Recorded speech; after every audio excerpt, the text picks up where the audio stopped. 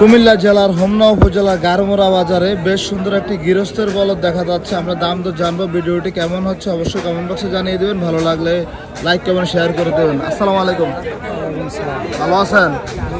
মাশাআল্লাহ, খুব সুন্দর একটা বলদ। যাচ্ছে কয়টা? চার দাঁত। চার দাঁত। দাম কত চাইছিলেন? 145 চাচ্ছিলেন। ওজন কেমন আছে?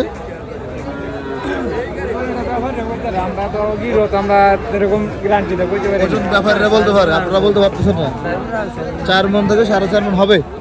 4 মণ থেকে 4.5 মণ হবে। কি অবস্থা, বাজারের দাম বলছে কেউ? কত বলে? 1,20,000 বলে। আজকের এই কুমিল্লা জেলার হোমনা উপজেলার গারমোড়া গরু বাজারে আপনারা কত বলে দিছিলেন?